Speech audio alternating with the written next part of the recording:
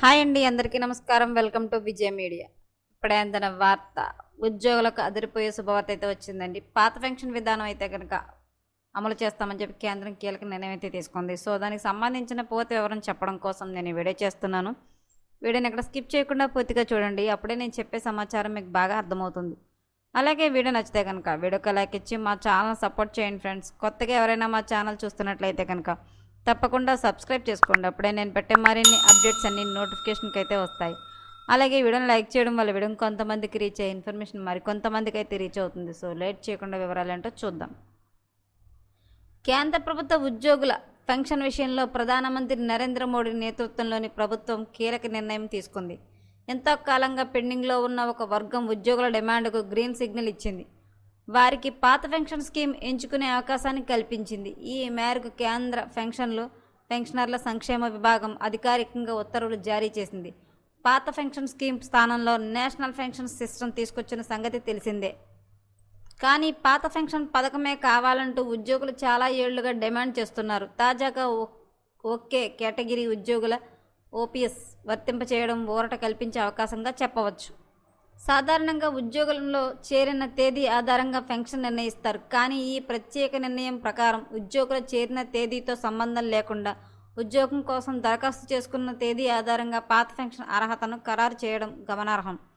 కేంద్ర ప్రభుత్వ ఉద్యోగంలో ఉంటూ మరణించిన వారి కుటుంబ సభ్యులకు కారుణ్య నియామకం కింద ఇచ్చే ఉద్యోగుల విషయంలో ఈ నిబంధన వర్తిస్తుంది. ఏ కుటుంబ సభ్యుడైనా కారుణ్య నియామకం కోసం డిసెంబర్ 31, 2003 లేదా అంతకంటే ముందు దరఖాస్తు చేసుకుని ఉండి వారికి జనవరి 1, 2004 తర్వాత అపాయింట్మెంట్లు లెటర్లు వచ్చి ఉంటే వారు ఈ పాత పెన్షన్ స్కీమ్ ఎంచుకోవచ్చు. కేంద్ర ప్రభుత్వం జనవరి 1, 2004 నుంచి నేషనల్ సిస్టమ్ అమల్లోకి తీసుకొచ్చింది. అప్పటి నుంచి చేరిన వారందరికీ ఎన్పీఎస్ మాత్రమే వర్తింపజేశారు. అయితే తాజా ఉత్తర్వుల ప్రకారం దరఖాస్తు 2003 డిసెంబర్ లోపు ఉంటే అపాయింట్మెంట్ 2004 తర్వాత వచ్చిన వీరు ఓపీఎస్ పరిధిలోకి వస్తారు. ఈ మేరకు కేంద్ర ప్రభుత్వం మార్చి 3, 2023న ఇచ్చిన ఓ ఉత్తర్వు ఇచ్చింది. దాని ప్రకారం 2004 జనవరి 1 కంటే ముందే ఉద్యోగుల నోటిఫికేషన్ వచ్చి ఆ తర్వాత ఉద్యోగాల్లో చేరిన సాధారణ అభ్యర్థులకు ఓపీఎస్ ఎంచుకునే అవకాశం ఇచ్చారు.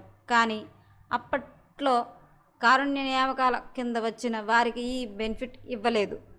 దీనిపై national council joint consultative machinery ఉద్యోగ సంఘాలు ప్రభుత్వంతో చర్చలు జరిపాయి.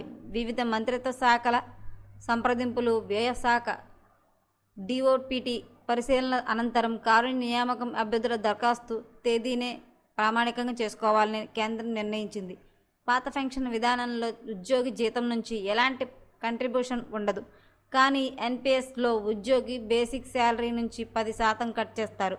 ప్రభుత్వం కొంత చెల్లిస్తుంది. ఇక ఓపీఎస్లో ఉద్యోగి చివరిగా తీసుకున్న జీతంలో 50% మొత్తం స్థిరమైన పెన్షన్ వస్తుంది. ఎన్పీఎస్లో మార్కెట్ ఆధారంగా పెన్షన్ వస్తుంది. ఉద్యోగులకు పాత పెన్షన్ విధానంకి అయితే కనుక మొత్తానికి కేంద్ర ప్రభుత్వం అయితే కనుక వాళ్ళకు ఒక బెనిఫిట్ వచ్చే అవకాశం నిర్ణయం అయితే తీసుకోవడం అయితే జరిగింది. సో మరిన్ని లేటెస్ట్ అప్డేట్ల కోసం మా ఛానల్ తప్పకుండా సబ్స్క్రైబ్ చేసుకోండి. Thanks for watching.